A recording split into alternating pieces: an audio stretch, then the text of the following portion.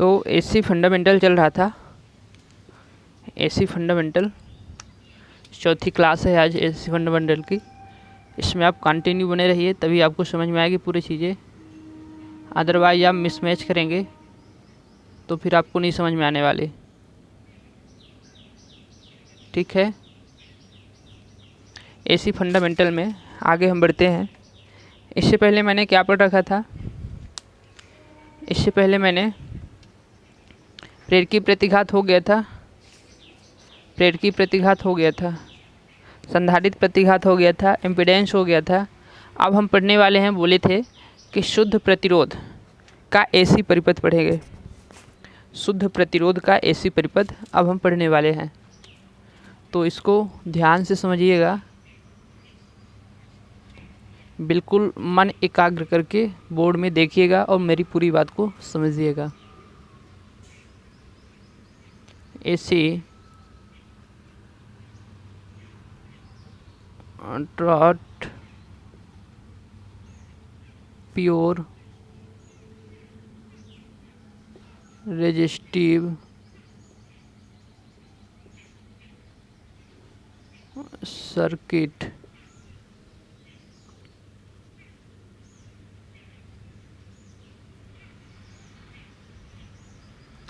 AC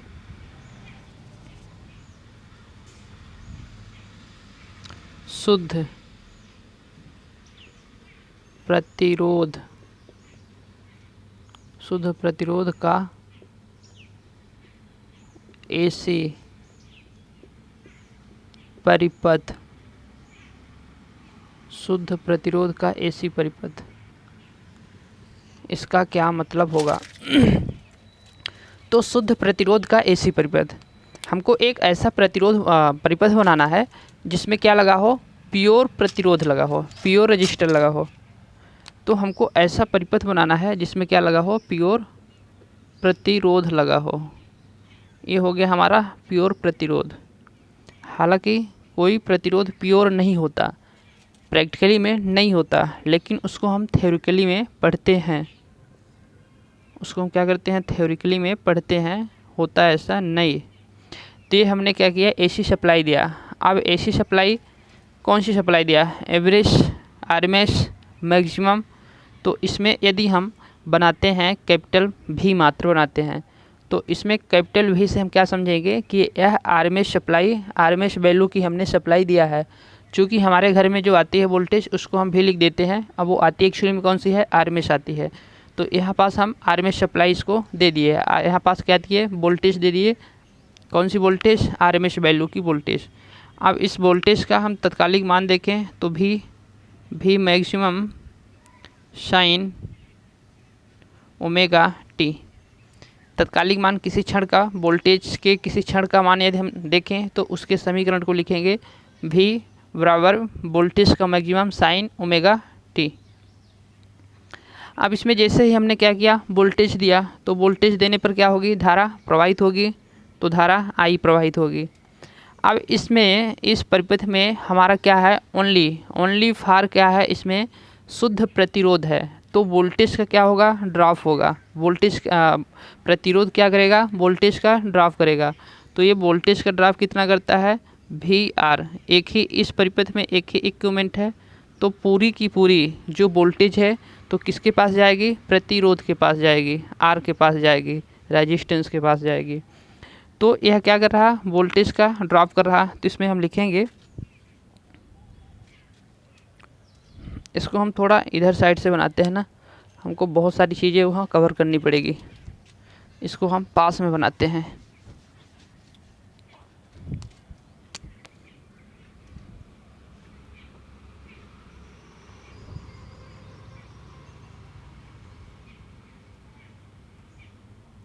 भी हो गया voltage maximum sine omega T हो गया। तो यहाँ पास क्या किया? वोल्टेज का ड्रॉप किया। वोल्टेज का क्या किया? ड्रॉप किया। कब? जब इसमें धारा प्रवाहित हुई। कौन? यह प्रतिरोध, प्रतिरोध ने किया, यह प्रतिरोध ने किया। अब इसमें लिखते हैं कि जब धारा प्रवाहित होगी तो प्रतिरोध जो है तो क्या करेगा, वोल्टेज का ड्रॉप करेगा। तो प्रतिरोध क्या कर रहा, वोल्टेज का ड्रॉप कर रहा। प्रतिरोध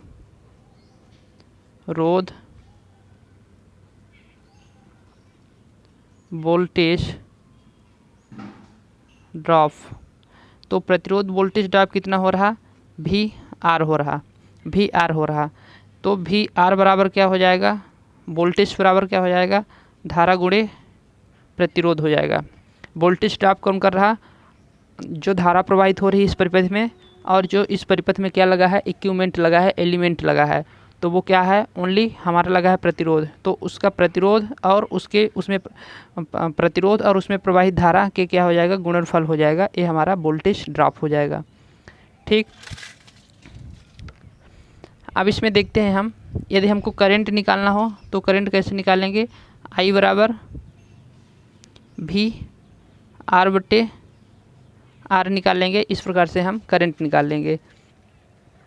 ओके, अब इसमें हम देखते हैं कि जो इसका सदिश आरेख है, वेक्टर डायग्राम है, वो कैसा होगा, वो कैसा दिखेगा हमको।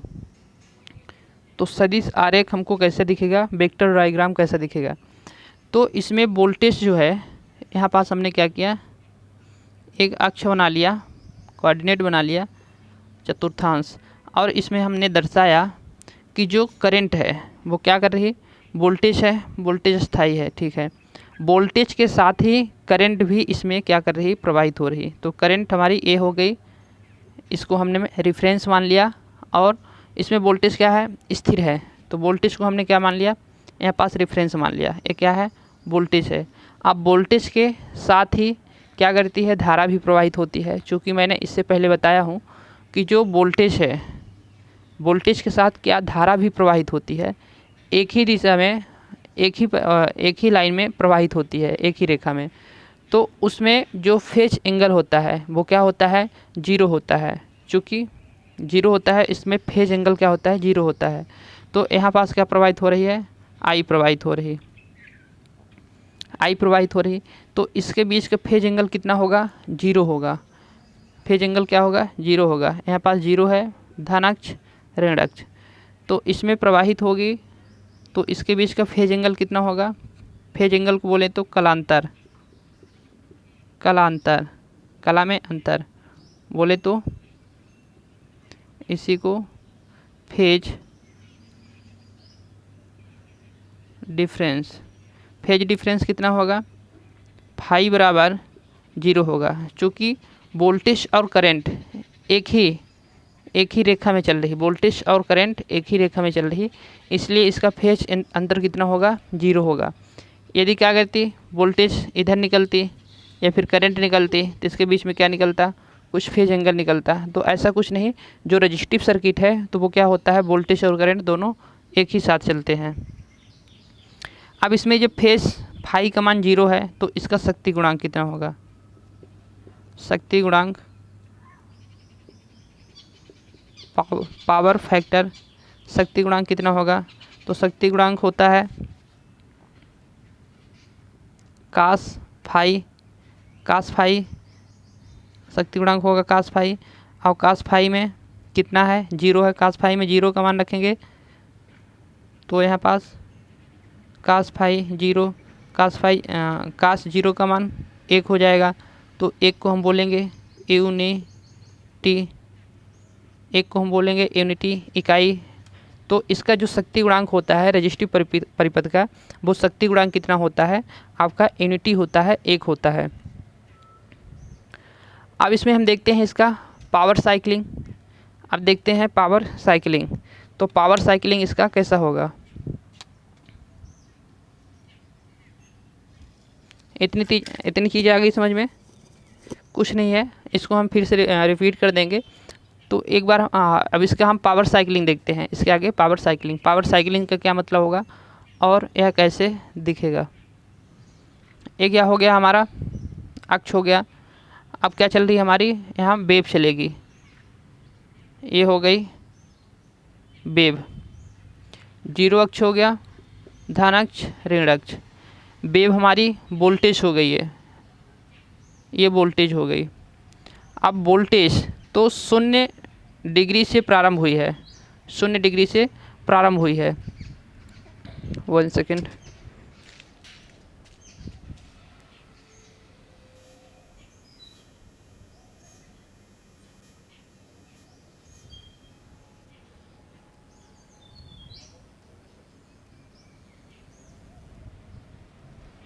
ओके, दिख रहा ना। तो 0 डिग्री से क्या हुई है, वोल्टेज चलना प्रारंभ हुई है। और करंट भी क्या करती है, करंट भी 0 डिग्री से चलना प्रारंभ करती है।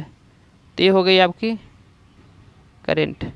दोनों एक साथ ही अपने शिखर मान और 180 अंश पर एक साथ ही पहुँचेगी, वोल्टेज और करंट दोनों ही। तो यहाँ हो गई करंट, हो गई हमारी। यहाँ पास कितना हो गया, 0 हो गया। ये 90 होगा, सीधा 90 होगा। और ये 180 होगा। यहाँ पास 270 होगा और यहाँ पास 360 होगा।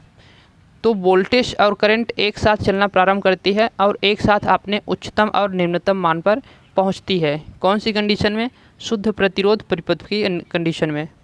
अब इसमें हम जब पावर निकालेंगे इसका तो क्या होगा, तो पावर इसमें जो वोल्टेज होता है और करंट होता है, वोल्टेज और करंट का होता है गुणनफल पावर होता है।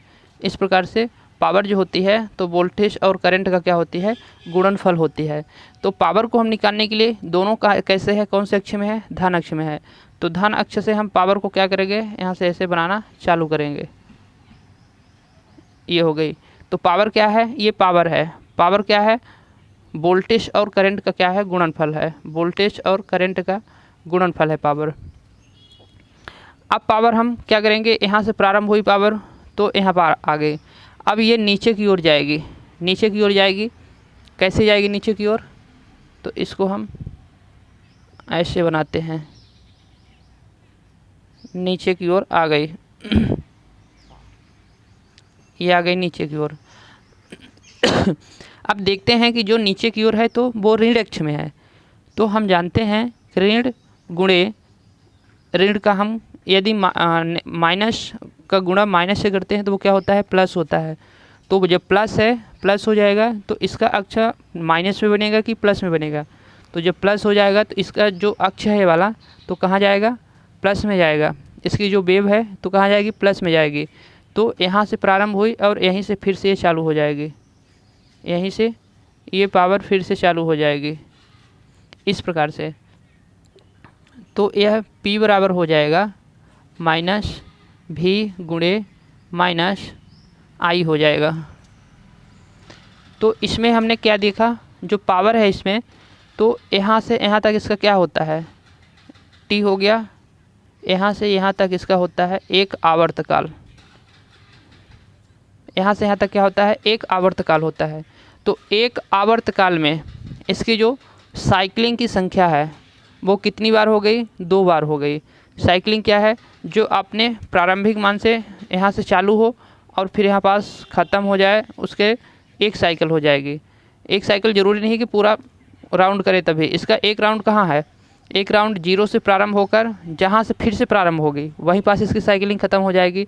यहाँ पास इसकी साइकिलिंग ख़त्म हो गई, क्यों, क्योंकि यहाँ से फिर से इसको प्रारंभ करना है। तो जहाँ पास इसकी ख़त्म हो जाएगी साइकिलिंग, वहीं से जब प्रारंभ करेगी तो उसकी एक साइकिल हो जाएगी। तो ये जो पावर की साइकिलिंग है तो यहाँ पास ख़त्म हो गई और यहीं से प्रारंभ कर दी। तो एक आवर्तकाल में एक कितनी बार साइकिलिंग की, 2 बार साइकिलिंग की। साइकिलिंग मतलब साइकिल पर सेकेंड यानी फ्रीक्वेंसी। तो इसकी जी जो फ्रीक्वेंसी है तो वो क्या की, फ्रीक्वेंसी वो, अच्छा देखिए जो आवर्तकाल है, एक आवर्तकाल में कितनी बार साइकिलिंग की, 2 बार साइकिलिंग की, मतलब उसकी फ्रीक्वेंसी 2 बार हुई। तो इसका आधा हो जाएगा, टी का क्या हो जाएगा, आधा हो जाएगा। यहाँ से यहाँ तक टी है और इसका आधा ले लेंगे तो टी/2 हो जाएगा। अब जो फ्रीक्वेंसी होती है वो क्या होती है, फ्रीक्वेंसी जो होती है तो वो टी का क्या होती है, व्युत्क्रमानुपाती होती है। जो फ्रीक्वेंसी होती है वो टी का व्युत्क्रमानुपाती होती है, बताया था। तो यहाँ पास एफ बराबर कितना हो जाएगा, एफ बराबर 1/T हो जाएगा। टी का मान कितना है, आधा है, टी का मान आधा है। तो इसमें हम देखें कि जब इस 2 को कहाँ हम सॉल्व करेंगे तो आ जाएगा एफ के पास। तो इसकी जो टाइम आवर्तकाल है, तो आवर्तकाल की जो फ्रीक्वेंसी है वो क्या हो जाएगी, दुगना हो जाएगी। तो आवर्तकाल की जो फ्रीक्वेंसी है तो वो दुगना हो जाएगी। तो कहें तो जो इसकी पावर खपत करने की आवृत्ति है, पावर खपत करने की जो आवृत्ति है वो दुगना हो जाएगी एक इसमें रजिस्टिव परिपथ में। तो इसमें ये बहुत इंपॉर्टेंट पॉइंट होता है कि पावर रजिस्टिव परिपथ में पावर खपत करने की जो फ्रीक्वेंसी की दर होती है वो दुगना होती है। ठीक है, अब इसमें देखें कि हम जो इसका क्या है मैक्सिमम मान है, यहाँ पास वोल्टेज और करंट का ये मैक्सिमम मान है। यहाँ से यहाँ तक क्या है, वोल्टेज और करंट का मैक्सिमम मान है। वोल्टेज गुणे वोल्टेज का मैक्सिमम मान और करंट का मैक्सिमम मान, वोल्टेज का मैक्सिमम मान और करंट का मैक्सिमम मान दोनों का है। तो इसको हम क्या लिख सकते हैं,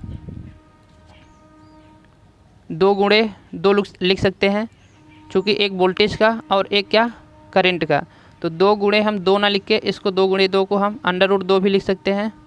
ठीक है, √2 लिख सकते हैं। कौन सा औसत मान इसका देखें तो औसत मान क्या हो जाएगा, मैक्सिमम वोल्टेज गुणे मैक्सिमम करंट बटे क्या हो जाएगा, √2 हो जाएगा। तो वो औसत वैल्यू है। ये तो मैं समझाने के लिए लिखा था, इसको इरेज कर देता हूँ। ये दोनों समझाने के लिए लिखा था कि इसकी जो पावर होती है तो क्या होती है, वोल्टेज और करंट का गुणनफल होती है और फ्रीक्वेंसी क्या होती है, आधा होती है। फ्रीक्वेंसी का व्युत्क्रम होता है जो टाइम काल होता है। तो इसमें अब देखेंगे हम कि जो इसकी क्या है औसत पावर है, तो औसत पावर कितनी हो जाएगी,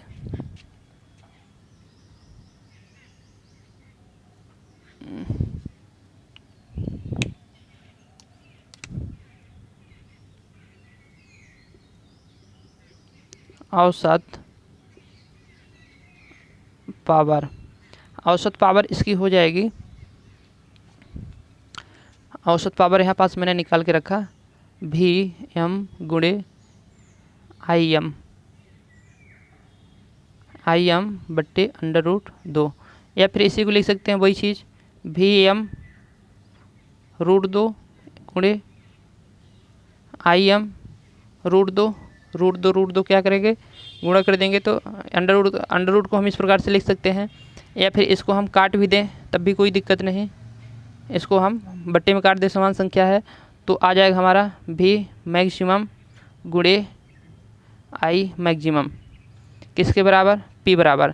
तो यहाँ पास जो पावर निकल के आएगा, तो पावर यदि आपको V मैक्सिमम और I मैक्सिमम नहीं दिखता आपको ऐसे है V और I, तो आप क्या समझेंगे कि वो मैक्सिमम ही दिया है। चूँकि हमको जो मैक्सिमम है पावर वो दिखाता नहीं कि वो मैक्सिमम पावर है। पावर बराबर VI या P बराबर VI आपको लिखा है, तो आपको यही समझना है कि वो मैक्सिमम करंट और मैक्सिमम वोल्टेज है। तो आपको इस तरह लिख दिया हूँ ताकि आप समझें कि हाँ मैक्सिमम ही है। एक्चुअली में इस तरह लिखा नहीं जाता, लिखा इस प्रकार से जाता है। तो P बराबर VI, ये औसत पावर हो गई इसकी। ठीक है, अब इसमें क्या रह गया, तो पावर है तो किसमें, वाट में रहेगी। इसकी यूनिट देखें तो पावर है तो वाट में रहेगी। इतनी चीज़ आ गई समझ में। इसको मैं फिर से एक बार थोड़ा रिपीट कर देता हूँ कि इसमें क्या क्या हुआ, इसका कारनामा कैसे हुआ। ये सब मैंने एक शुद्ध प्रतिरोध की बात किया, मेरा टॉपिक शुद्ध प्रतिरोध का AC परिपथ था। तो उस परिपथ में मात्र प्रतिरोध रहेगा, ना आपका इंडक्टर रहेगा और ना ही आपका कैपेसिटर रहेगा। ओनली फॉर कौन सा एक एलिमेंट रहेगा, प्रतिरोध रहेगा। तो शुद्ध प्रतिरोध में जब हमने सप्लाई दिया तो पूरा सप्लाई कहाँ जाएगी, इसके पास वोल्टेज ड्रॉप कहाँ करेगी, पूरा प्रतिरोध ही वोल्टेज ड्रॉप इसका करेगा। तो वोल्टेज ड्रॉप इसका पूरा प्रतिरोध कर लिया, प्रतिरोध का वोल्टेज ड्रॉप हो गया। हम किसी क्षण का मान लेना चाहते थे, यदि VM sin ω t, तो फिर इस प्रकार से ले सकते थे। हाँ, इसमें यदि हम किसी क्षण का, इसमें वोल्टेज क्या कर रही है, इसमें थोड़ा देखें, तत्कालिक मान एक रह गया है, इसके नीचे जगह नहीं है तो मैं यहाँ पास लिख लेता हूँ, यहाँ का चीज़ मैं यहाँ पास लिख देता हूँ। तो इसका यदि हम देखें तत्कालिक मान, तो वोल्टेज का तत्कालिक मान V maximum sin omega T. इसी प्रकार करंट का तत्कालिक मान I maximum sine omega T, sine omega T. इसमें मैं साइन ओमेगा टी करंट क्यों लिखा, क्योंकि यह दोनों क्या है, इसके फेज डिफरेंट क्या है, फेज डिफरेंट जीरो है। मैं यहाँ पास लिखा फेज डिफरेंट जीरो है। यदि लैगिंग होता लीडिंग होता तो फाई बराबर, इसको हम लीडिंग होता तो क्या करते, जोड़ देते, लीडिंग में प्लस जोड़ते हैं, प्लस फाई जोड़ देते हैं। यदि फिर फाई का मान जितने एंगल होता आगे बताने वाले हैं। तो अभी इसमें जीरो है तो इतना ही सिर्फ लिखेंगे, आई बराबर I maximum sine omega T लिखेंगे। ये इसका तत्कालिक वैल्यू हो गया। तो इसमें मैं बता रहा था कि एक प्रतिरोध में, एक परिपथ में मैंने ओनली प्रतिरोध लगाया, उसमें वोल्टेज ड्रॉप करेगा प्रतिरोध, सप्लाई देंगे तो यदि उसका करंट निकालना चाहे तो इस फार्मूले से निकाल सकते हैं। उसका वेक्टर सदिश देखें, वेक्टर देखें या सदिश का डायग्राम देखें तो उसमें वोल्टेज और करंट एक ही परिपथ में चलती है, एक ही दिशा में, एक ही रेखा में चलती है। तो उसके फेज डिफरेंट कितना हो जाएगा, जीरो हो जाएगा। तो फेज डिफरेंट क्या हुआ, जीरो हुआ। अब इसका हम जब जीरो हो गया, फेज डिफरेंट जीरो हो गया, तो इसका जो पावर होती है तो कास फाई, पावर का फार्मूला क्या होता है, कास फाई। तो फाई का मान जो है तो क्या है, जीरो है। तो कास फाई जीरो, तो कास फाई का जीरो रख देंगे तो इसकी आ जाएगी, एक आ जाएगी यूनिट। तो इसकी यूनिटी हम इसका हम पावर फैक्टर कैसे मानेंगे, यूनिटी मानेंगे, पावर फैक्टर यूनिटी। वैसे भी जो आई स्क्वायर आर पर कार्य करते हैं, हीटिंग इफेक्ट पर कार्य करते हैं कोई भी इक्विपमेंट, तो वो उसकी पावर होती है क्या, यूनिटी ही होती है। जैसे हमारे घरों में पहले 10 रुपये के बल्ब आते थे, कांच वाले इनकैंडिसेंट लैंप आते थे, उसमें भी आई स्क्वायर आर पर ही वो कार्य करता है। हीटर हो गया हमारे घर का, वो भी आई स्क्वायर आर पर ही कार्य करता है। मतलब उसकी पावर कैसी होती है, पावर फैक्टर यूनिटी ही होती है। यूनिटी हो गया। अब इसका हम पावर साइकिलिंग देखें, क्या देखें, पावर साइकिलिंग। तो पावर साइकिलिंग में एक अक्ष बनाया मैंने और उसमें वोल्टेज और करंट को एक साथ चलना प्रारंभ करती है, इसलिए एक साथ हमने उसको चला दिया। अब उसका पावर हमको निकालना था, तो वोल्टेज और करंट का क्या होता है, गुणनफल होता है, पावर होती है। तो उसको हमने पावर इस प्रकार से दर्शाया। और कैसे अक्ष में दर्शाया, पॉजिटिव अक्ष में। क्यों, क्योंकि वोल्टेज और करंट दोनों क्या है, पॉजिटिव में है। नेगेटिव में होती तो हम नेगेटिव से प्रारंभ करते हैं, पॉजिटिव में है तो इसलिए इसकी पावर की साइकिलिंग पहली वाली पावर में पॉजिटिव में हुई। इसके बाद इसकी साइकिलिंग ख़त्म हो गई, यहाँ पास नीचे नहीं गई। क्यों, क्योंकि दोनों क्या है, नेगेटिव है, वोल्टेज भी नेगेटिव है, करंट भी नेगेटिव है। तो नेगेटिव और नेगेटिव को गुणा करते हैं तो हमारा पॉजिटिव आता है। तो इसको पॉजिटिव अक्ष में मैंने दर्शाया, यहाँ पास गुणा भी किया है, ये पॉजिटिव अक्ष में दर्शा दिया। अब इसकी एवरेज वैल्यू लेना हुआ हमको, एवरेज मान लेना हुआ, तो इसका मैक्सिमम वोल्टेज और मैक्सिमम करंट का गुणा किया, उससे भाग दे दिया किससे, √2 से। तो इसकी एवरेज निकल आई, औसत पावर, एवरेज पावर या औसत पावर। तो औसत पावर को मैंने वही चीज़ यहाँ पास लिख दिया। और इसको हम √2 को रूट हटाना चाहें तो गुणे दो भी लिख दिया। इसको अलग अलग भी लिख सकता था, लिख दिया मैंने। अब इसको 2 और 2 को काट भी सकते हैं, चूँकि यह अपान में क्या है, समान संख्या है, कट जाएगी। तो बचेगा हमारा क्या, P बराबर VM × IM। तो इस मैक्सिमम है, ये क्या दर्शाता है कि जो हमारी पावर होती है, पावर वोल्टेज और गुणनफल का जो अनुपात, वोल्टेज और गुणनफल होता है वो मैक्सिमम पावर ही होती है एक्चुअली में। लेकिन हमको इस तरह लिखता नहीं कहीं भी, हमको समझना चाहिए होता इसी तरह है लेकिन लिखा इस तरह रहता है। तो पावर हो गई बाट में इसकी यूनिट सहित। अब इसकी तत्कालिक वैल्यू निकालना चाहे वोल्टेज की तो VM साइन ओमेगा टी, और करंट की निकालना चाहे तो IM साइन ओमेगा टी। यदि यहाँ पास जीरो था इसलिए इसको साइन ओमेगा टी लिखा। यदि इसका फेज एंगल कितना होता, फाई होता, लैग करता, लीक करता, तो उसको हम प्लस या माइनस में लिखते, आगे लिखने वाले हैं। जो लैग लीक चूँकि रजिस्टिव में नहीं करता, वो अन्य इंडक्टिव या कैपेसिटिव में करता है। इतना हो गया, इसको स्क्रीनशॉट ले लीजिए या फिर आप नोट कर लीजिए, फिर आगे हम बढ़ें।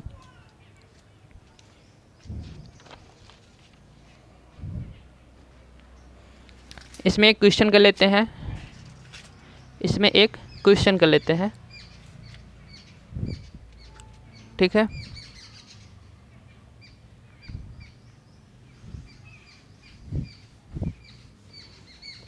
इसका एक हम न्यूमेरिकल बना लेते हैं। क्वेश्चन है हमारा, एक हीटर 230 वोल्ट 50 हर्ट्ज पर हम क्या करते हैं, चलाते हैं। एक हीटर 230 वोल्ट 50 हर्ट्ज पर 230 50 हर्ट्ज पर उसको हम सप्लाई देते हैं, 50 हर्ट्ज फ्रिक्वेंसी पर उसको हम सप्लाई देते हैं, तो हीटर द्वारा खर्च की जाने वाली विद्युत शक्ति की आवृत्ति कितनी होगी? हर्ट्ज पर सप्लाई देते हैं तो हीटर द्वारा खर्च की जाने वाली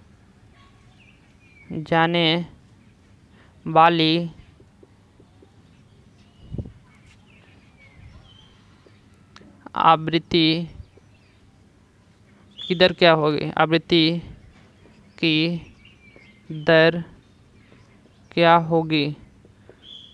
तो रजिस्ट्री परिपथ में हमने क्या पढ़ा था? आवृत्ति क्या पढ़ा था? खर्च की जाने वाली आवृत्ति का। ठीक है, बनाते हैं हम इसको। अब हम बनाएंगे।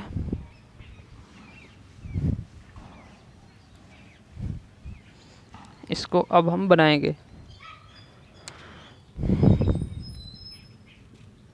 तो इसमें जो है तो एक हीटर 230 हर्ट्ज पर सप्लाई देते हैं, तो हीटर द्वारा खर्च की जाने वाली आवृत्ति की दर क्या होगी? एक हीटर हो गया और ये दूसरा हीटर हो गया।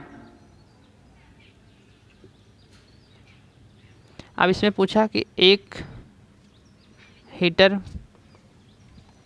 कितना 50 हर्ट्ज पर सप्लाई 50 हर्ट्ज सप्लाई देने पर कितना 50 हर्ट्ज 230 वोल्ट 50 हर्ट्ज सप्लाई देते हैं, तो उसका हीटर द्वारा खर्च की जाने वाली आवृत्ति की दर क्या होगी? तो एक हीटर 1 गुना कर रहा, तो दूसरा हीटर कितना करेगा? 2 गुना करेगा, तो उसकी आवृत्ति क्या हो जाएगी? 2 गुना हो जाएगी। चूँकि यहाँ पास इसको जब हम यहाँ पास ले जाएंगे तो 2 गुना हो जाएगा ना, तो हीटर की जो दर है खर्च करने की आवृत्ति वो कितना हो जाएगी? 2 गुना हो जाएगी। बस यही आंसर है कि 2 गुना हो जाएगी। अब हम जो पढ़ने वाले हैं तो आपका अभी कौन सा पढ़ा? प्रतिरोध पढ़ा। अब हम इंडक्टर का पढ़ते हैं। प्योर इंडक्टिव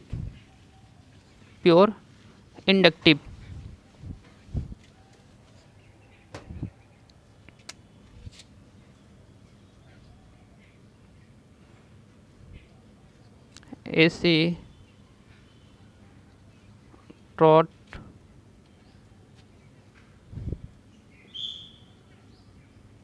प्योर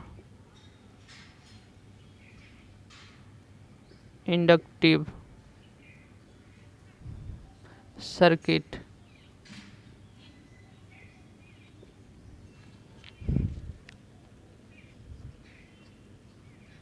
शुद्ध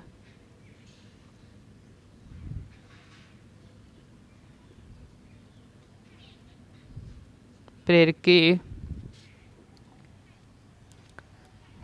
शुद्ध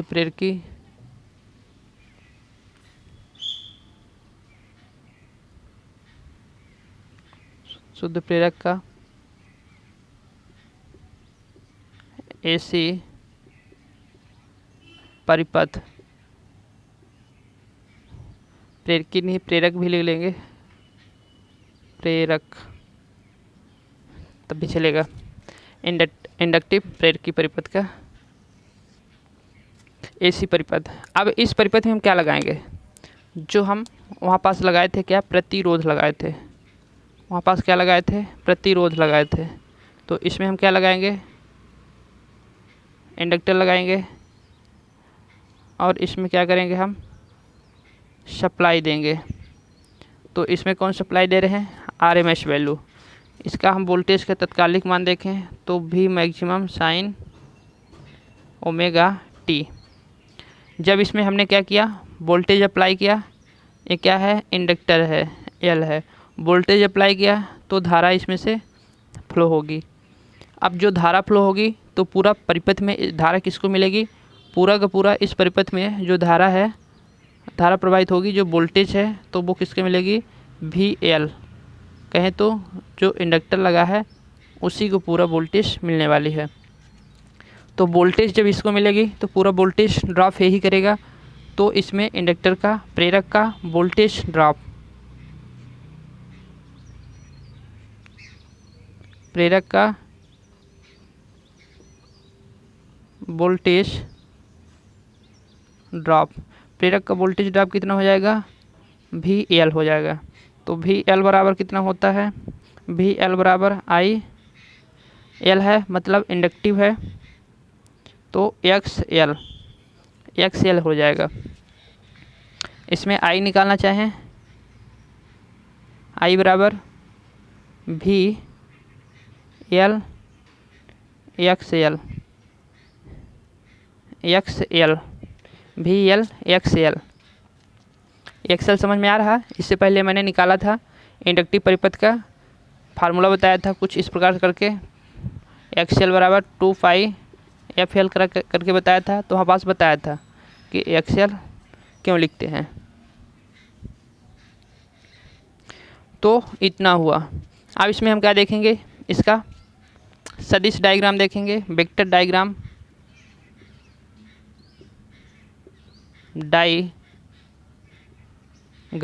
अब हम वेक्टर डायग्राम देखेंगे। तो वेक्टर डायग्राम में क्या होता है, एक हम अक्ष बनाते हैं जिसको हम क्या, वोल्टेज को क्या मानते हैं, रेफरेंस मानते हैं। यहाँ पास वोल्टेज को हम क्या मानते हैं, रेफरेंस मानते हैं, आधार मानते हैं, बेस मानते हैं। अब इसी के आधार पर हम क्या करेंगे, करंट को दर्शाएंगे। धन अक्ष हो गया, ऋण अक्ष हो गया। तो वोल्टेज कहाँ चल रही है, सीधा चल रही है। ओके। अब जो इंडक्टिव परिपथ होता है, तो इंडक्टिव परिपथ में वोल्टेज क्या करती है, लैग करती है या फिर लीड करती है। तो ये हो गई हमारी वोल्टेज, वेक्टर डायग्राम हमको बनाना है, ना कि पावर डायग्राम। तो ये हो गई वोल्टेज। तो वोल्टेज इसमें जो है, वोल्टेज लीड करती है और जो करंट है वो क्या करेगी, लैग करेगी। तो यहाँ पास इसको हम कुछ इस प्रकार से बनाएंगे। यहाँ पास करंट हो गई, जो करंट है वो 90 डिग्री क्या कर रही है, 90 डिग्री लैगिंग कर रही, लैग कर रही या फिर लैगिंग कर रही। लैगिंग मतलब पश्चगामी, पीछे है। जो करंट है तो पीछे है, किससे, वोल्टेज से। वोल्टेज आगे है, कितना, 90 डिग्री आगे है, मतलब लीड है। तो इस प्रकार से इसको बोल सकते हैं, करंट से वोल्टेज लीड कर रही है। या फिर ऐसे बोल सकते हैं कि वोल्टेज से करंट लैग कर रही है। बात वही हो जाएगी कि राम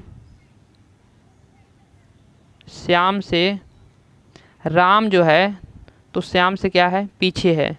या फिर ऐसे कह सकते हैं कि जो श्याम है राम से आगे है, या फिर श्याम जो है तो राम से पीछे है। कैसे, जो श्याम है तो जो श्याम है तो श्याम से पीछे कौन है, राम है। फिर ऐसे बोल सकते हैं, जो राम है तो राम किससे पीछे है, श्याम से पीछे है। मतलब घुमा फिरा कर बोले तो वही इसका अर्थ निकलेगा। तो इसमें वोल्टेज क्या कर रही है, वोल्टेज लीड कर रही है और करंट क्या कर रही है, लैग कर रही है, पीछे। तो इसमें जो फेज डिफरेंट है वो कितना है, कालांतर है, कला में अंतर है। तो इसका कालांतर बोले तो फेज डिफरेंट कितना है, तो फेज डिफरेंट इसका कितना है, 90 है। फेज डिफरेंट कितना है, फाई बराबर 90 है। 90 क्या है, 90 लैग है, 90 डिग्री लैग है। तो इसमें जब शक्ति गुणांक हम निकालेंगे, पावर फैक्टर निकालेंगे, इसका शक्ति गुणांक निकालेंगे, पावर फैक्टर निकालेंगे।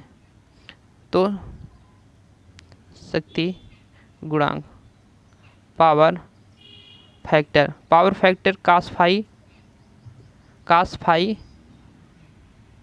कास फाई बराबर होगा, क्या कर रही है, लीडिंग कर रही है। तो फाई की जगह हम क्या लिख सकते हैं, 90 लिख सकते हैं, फाई की जगह 90 लिख सकते हैं, क्योंकि इसका एंगल कितना है, 90 है।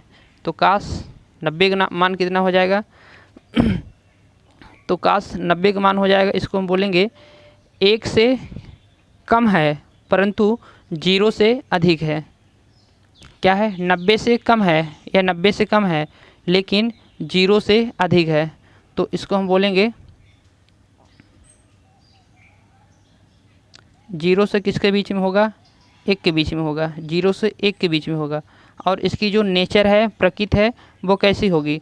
तो नेचर जो प्रकृति है वो होगी आपकी लैगिंग, लैगिंग होगी, पश्चिगामी होगी, लैगिंग, लैगिंग होगी, पश्चिगामी होगी। तो इसको हम बोलेंगे जो इसका पावर है, तो पावर कैसा होगा? 0 से अधिक होगा लेकिन 1 से कम होगा। और नेचर में कैसे होगा?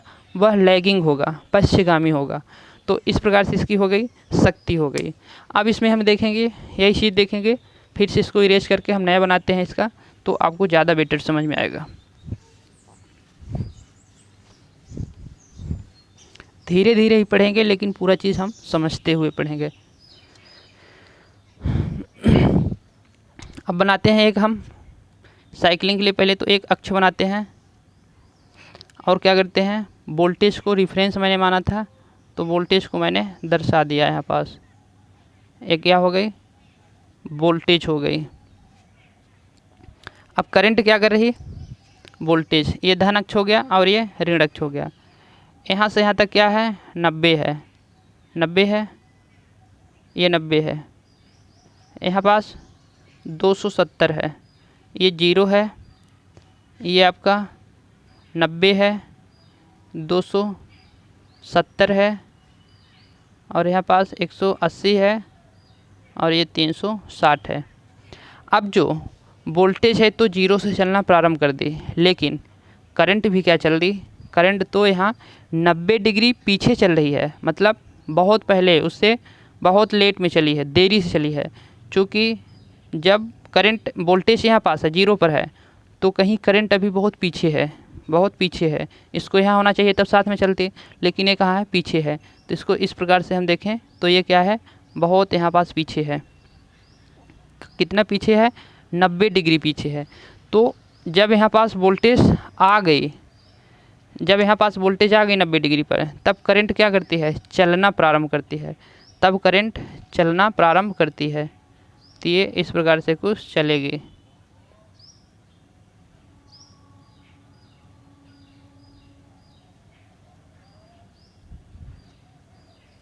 इस प्रकार से चलना प्रारंभ करती है।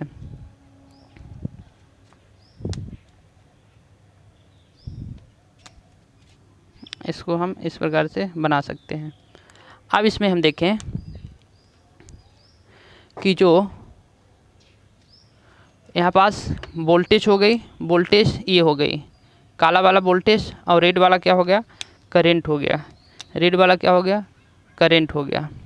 अब इसको हम पावर साइकिलिंग निकालें तो कैसे निकालेंगे? इसमें देखें धन है और ऋण है, धन और ऋण का गुणा करने पर हमको ऋण ही मिलता है। तो यहाँ P बराबर वोल्टेज जो हमारा कैसा है? धन है, वोल्टेज धन है, गुणे माइनस, माइनस में क्या है? करंट है, क्योंकि वोल्टेज यहाँ से यहाँ तक धन में है और जो करंट है तो ये हमारी माइनस में है, यहाँ से यहाँ तक क्या है? माइनस में है। तो वोल्टेज और माइनस, प्लस और माइनस का गुणा करेंगे तो माइनस निकल के आएगा, तो इसको हम माइनस निकल के आएगा। तो जो इसका साइकिलिंग बनेगा तो वो माइनस में बनेगा। कहाँ बनेगा? इस माइनस की ओर बनेगा। तो चलिए इसकी हम साइकिलिंग को बनाते हैं। इस प्रकार से इसकी पावर हो गई, ठीक है, इस प्रकार से इसकी पावर हो गई, माइनस में है पावर। अब इसमें देखते हैं कि वोल्टेज और करंट कहाँ है। तो ये हो गई हमारी करंट, करंट ये हो गई यहाँ से यहाँ तक। तो करंट कहाँ है? पॉजिटिव में है, करंट पॉजिटिव में है। और फिर वोल्टेज कहाँ है? तो वोल्टेज हमारी यहाँ से यहाँ तक ये कैसी है? ये भी हमारी पॉजिटिव में है। तो इसको पॉजिटिव पॉजिटिव कहाँ बनेगा? पॉजिटिव में बनेगा, मतलब धन अक्ष में बनेगा। तो इस प्रकार से पावर हमारी कहाँ बन गई? धन अक्ष में। कैसी पावर? V बराबर I into R, I into R, दोनों कहाँ है? धन अक्ष में, तो धन अक्ष की ओर बन गई। अब इसको हम देखते हैं कि हमारी पावर और करंट कहाँ है। तो अब हमारी यहाँ से यहाँ तक 270 से 180 के बीच में हम देखें तो इस प्रकार से ये हो गई वोल्टेज, ये वोल्टेज हो गई, यहाँ से आना प्रारंभ की, ये वोल्टेज हो गई। तो वोल्टेज कहाँ है? ऋण में है। तो फिर हमारी करंट कहाँ है, तो करंट हमारी यहाँ पास देखें तो ये धन में है, ये घूम रही धन में, धन अक्ष में। तो धन और ऋण का गुणा करने पर क्या मिलता है हमको, ऋण ही मिलता है। तो ऋण मिलेगा तो नीचे की ओर बनेगी, तो हमारी यहाँ से ये हो गई और यहाँ से ये हो गई। तो यहाँ ऋण मिलेगा तो P बराबर वोल्टेज, वोल्टेज क्या है, ऋण में है, तो वोल्टेज गुणे करंट, इतना हुआ। अब देखते हैं यहाँ तक हमारी पावर पहुँच गई है। अब देखते हैं कि ऋण में है कि धन में है। तो हम जब यहाँ करंट की देखें तो करंट यहाँ से यहाँ तक ये ऋण में है, ठीक है। वोल्टेज देखें तो वोल्टेज यहाँ से आ रही ये, अब यहाँ से यहाँ तक वोल्टेज भी कहाँ है, ऋण में है। तो ऋण ऋण क्या होता है, धन होता है। तो धन होगा तो ऊपर चला जाएगा। तो पावर हमारी यहाँ तक पहुँची थी, अब हमारी कहाँ चली जाएगी, ऊपर चली जाएगी पावर। तो यहाँ पास P बराबर माइनस भी गुणे माइनस आई, तो माइनस माइनस हो जाएगा प्लस, और प्लस का कहाँ बनता है, ऊपर बनता है। तो पावर हमारी कहाँ चली जाएगी, ऊपर चली जाएगी। अब इससे हमको पता क्या चलता है, इससे हमको पता यह चलता है कि जो हमारी यह इंडक्टर है, तो एक बार क्या करी, पावर को एक बार ले ली, पावर को एक बार ले ली, पावर यहाँ पास ले ली, लेकिन ऋण मतलब ले ली पावर, लेकिन ये तो धन में भी आ गई, मतलब क्या पावर दे दिए, जो पावर ली थी वह क्या पावर दे दी। तो धन को हम इसको ऐसे दर्शाएंगे, तो हाँ, जो इसने पावर लिया था, इंडक्टर ने जो पावर लिया था, वही पावर इंडक्टर पावर फिर क्या किया, सोर्स को लौटा दिया। तो इसका मतलब क्या हुआ कि ये जो पावर लिया था वो लौटा दिया, मतलब ये पावर खपत नहीं किया, पावर लॉस नहीं किया। हाँ, इसने पावर लॉस नहीं किया, जो पावर लिया था वही पावर इसने लौटा दिया था। और इससे पहले जो मैंने तब पढ़ा था, जो वो प्रतिरोध पढ़ा था, तो वो तो पूरा पावर लिया था, लेकिन उसका तो साइकिलिंग जो है तो ऋण में आया नहीं था, मतलब उसने पावर को लौटाया नहीं था। उसने पावर लिया लेके चला गया, उसने लौटाई इसने नहीं लौटाया, इसने पावर को लौटाया। तो वो क्या किया, पावर को पूरा खपत करता था, कौन, प्रतिरोध। उसने पावर को लौटाता नहीं था, पूरा खपत करता था। और यह इंडक्टर जो होता है तो क्या करता है, पावर को खपत कर लेता है, पूरा पावर खपत कर लेता है। इंडक्टर जो होता है पावर को खपत नहीं करता है, प्रतिरोध पावर खपत करता है, उल्टा बोल गया, सॉरी। तो जो इंडक्टर होता है पावर को एक बार लेता है और दोबारा से रिटर्न कर देता है, क्योंकि एक बार लेता है दोबारा से रिटर्न कर देता है। तो वही चीज़ यहाँ पर दिखाया गया है। तो शुद्ध जो इंडक्टर होते हैं, जो हमारे फैन हो गया, घर में फैन लगा होता है, उसमें वाइंडिंग की होती है, कोई भी मोटर हो गई, वाइंडिंग जो की होती है। तो जहाँ पास इंडक्टिव है, ट्रांसफार्मर है, उसमें भी वाइंडिंग की होती है, कॉइल की। तो वो क्या करते हैं, शुद्ध इंडक्टर जो होते हैं तो वो पावर की खपत नहीं करते हैं। तो आप कहेंगे कि जो हमने पावर दिया, तो जब पावर की खपत नहीं कर रहे हैं तो हमारे घर में मोटर जो फ़ैन लगे हैं तो पावर की खपत नहीं कर रहे हैं, तो फिर बिजली का बिल क्यों आ जाता है, क्यों आ जाता है। तो वो एक्चुअली में शुद्ध नहीं है, उसमें कुछ ना कुछ प्रतिरोध है, पहला चीज़। और दूसरी चीज़ ये कि जो आप पावर दिए हैं उसको, फ़ैन को, तो वो आपको टार्क तो उत्पन्न करके दे रहा ना, टार्क में वह बदल रहा है, विद्युत एनर्जी को उस मैकेनिकल एनर्जी में कन्वर्ट कर रहा है। तो उसके लिए वह ले रहा है, ना कि वो फालतू का कर रहा है। फालतू का कहाँ, ऐसा भी हो कि चलो खपत पावर ले लिया, कुछ काम भी नहीं कर रहा है, वो तो हमको काम करके दे रहा ना, तो उसको तो चाहिए ही। तो वो टार्क उत्पन्न करके देता है, तो उसके लिए वो पावर लेता है, इसलिए हमारे यहाँ की बिजली की बिल आती है।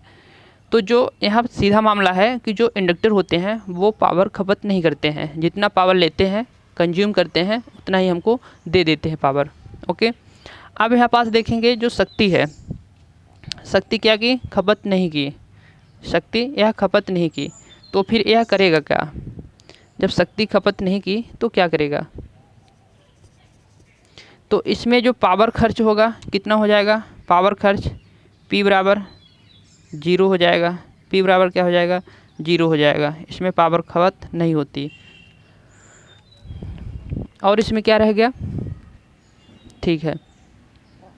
तो इसमें इतना होता है। अब इससे क्या कर लेते हैं, एक हम सवाल को कर लेते हैं, एक इसमें हम सवाल कर लेते हैं, तब हमको समझ में आ जाए पूरी तरह से। इतना आपको समथिंग आ गया होगा समझ में, या फिर से रिवीजन कर दें, रिवीजन करने वही चीज़ हो जाएगी। हमने इंडक्टर लगाया, सप्लाई दिया, एक ही इक्विपमेंट है तो उसने पूरा वोल्टेज को खपत किया। मतलब पूरा वोल्टेज ड्रॉप किया। प्रेरक का वोल्टेज हो गया, उसमें प्रेरक का वोल्टेज, फिर हमने करंट निकाला तो I बराबर V बाई ओम्स लॉ लगा दिया। अब इसका वेक्टर सदिश देखा तो इसमें लैगिंग करती है, मतलब पश्चिमगामी रहती है, तो 90 डिग्री पश्चिमगामी रहती है, तो 90 डिग्री जो क्या करंट है तो पश्चिमगामी हो रही है। इसमें कला का जो अंतर है तो 90 डिग्री है, तो फेज डिफरेंट 5 बराबर 90 हो जाएगा। शक्ति गुणांक इसका पावर फैक्टर देखें तो 90 है, तो मतलब उसका 0 या 1 के बीच में। यूनिटी तो किसका था, प्रतिरोध का था, यूनिटी प्रतिरोध का था, तो यहाँ पावर क्या कर रही, पीछे हो रही, पावर पीछे हो रही, तो 1 से तो कम होगा ना, तो 1 से कम कितना हो सकता है, 0 हो सकता है, तो 1 से कम या फिर 0 से अधिक इसकी जो होगी तो पावर फैक्टर होगी। पॉइंट में 8 हो सकती है, पॉइंट 8 हो सकती है, 0.7, 0.6 जो भी हो, मतलब पॉइंट में ही होगी, 1 से कम या फिर 0 से अधिक होगी इसकी जो पावर फैक्टर है, शक्ति गुणांक है। फिर इसका हमने पावर साइकिलिंग देखा, तो साइकिलिंग में तो पूरा एक A to Z चीज़ें समझ में आई होगी।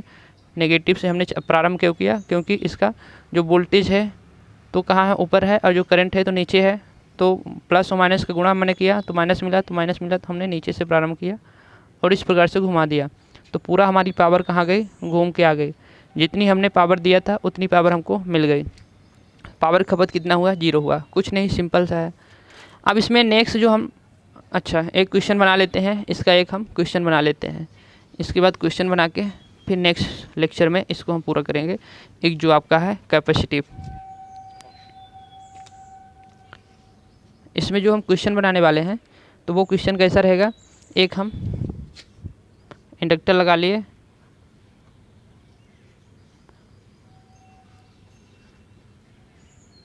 इसको हम कितना ओम है, 20 ओम है, ओके।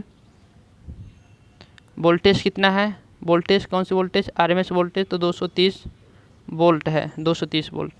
तो इसमें प्रवाहित धारा, इसमें प्रवाहित धारा का मान आपको बताना है, प्रवाहित धारा का मान, और दूसरी चीज़ इसकी पावर का मान आपको बताना है, दोनों चीज़।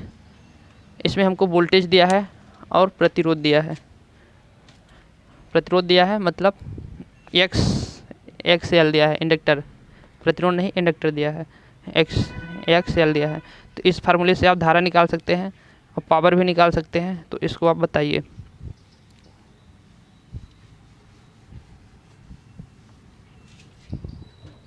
तो इसमें I बराबर क्या होता है, I बराबर होता है V बटे एक्स एल का मान दिया है हमारा कितना, 20 दिया है, और 230 दिया है, 230 दिया है, 230 ले लेते हैं, 230 लिए हैं, 220 ले लेते हैं, 220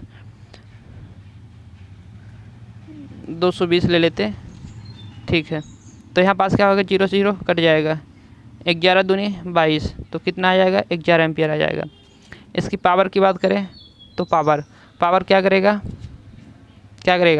पावर ये तो खपत करता ही नहीं, तो इसकी पावर क्या हो जाएगी, 0 हो जाएगी। पावर इसकी कितनी हो जाएगी, 0 हो जाएगी। एवरेज पावर बोल सकते हैं, या फिर पावर बोले तो एवरेज पावर 0 हो जाएगी, एवरेज पावर 0 हो जाएगी। तो आज इस वीडियो में इतना ही, बाकी नेक्स्ट क्लास में लाते हैं आपका प्योर कैपेसिटिव के बारे में देखते हैं, और बहुत सारी चीज़ ऑपरेटर वगैरह देखेंगे, जे ऑपरेटर क्या होते हैं, बहुत सारी चीज़ें हैं। तो नेक्स्ट वीडियो में मिलते हैं फिर आपको, ओके बाय बाय।